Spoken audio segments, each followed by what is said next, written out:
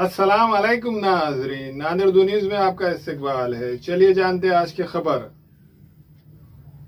Sir, बदलापूरमध्ये अत्यंत दुर्दैवी घटना घडली, नाशिकमध्ये घडली, लातूरमध्ये घडली. महाराष्ट्रात चाललंय काय?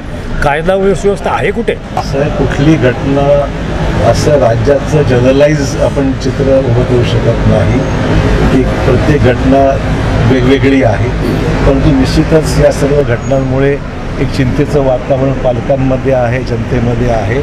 सरकारसुद्धा सक्तीने या विरोधामध्ये कारवाई करत आहेत. बदलापूरच्या घटनेमध्ये सुद्धा SIT स्थापित करण्यात आलेली आहे आणि फास्ट ट्रॅक कोर्टमध्ये ही घटना हा सर्व इन्सिडन्स त्यातून आरोपींवर शिक्षा व्हावी अशा प्रकारचा प्रयत्न सरकारचा आहे आणि कोणालाही त्याच्यामध्ये पाठीशी घालण्याचा प्रश्नच उद्भवत नाही आहे.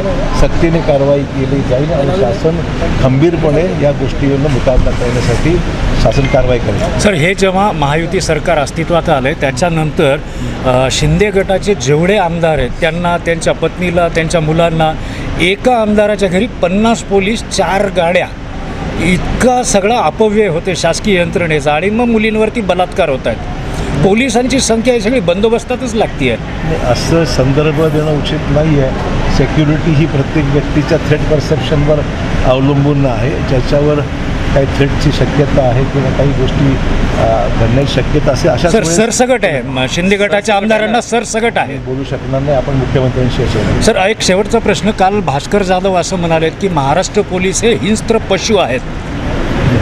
बिलकुल नाही. पोलिसांच्यावर अशा प्रकारचे आक्षेप किंवा वक्तव्य उचित नाही आहे. पोलीस सरकार कोणाचं असो, पोलिसांचं कामच आहे, कर्तव्य आहे की राज्यामध्ये कायदा सुव्यवस्था मेंटेन करणं. आणि मला अभिमान आहे महाराष्ट्रातल्या पोलिसांचा की जे आपलं कर्तव्य अतिशय निष्ठापूर्वक पार पडत आहे. कुठे सरकारचा संबंध पोलिसांचा असायचा प्रश्नच उद्भवत नाही.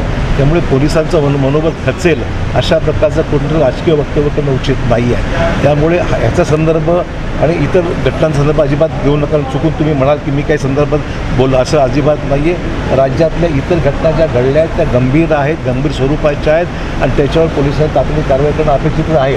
पण राजकीय स्टेटमेंट जे पोलिसांच्या बाबतीत जे केलं जात आहे ते निषेधार्ह आहे. थँक्यू.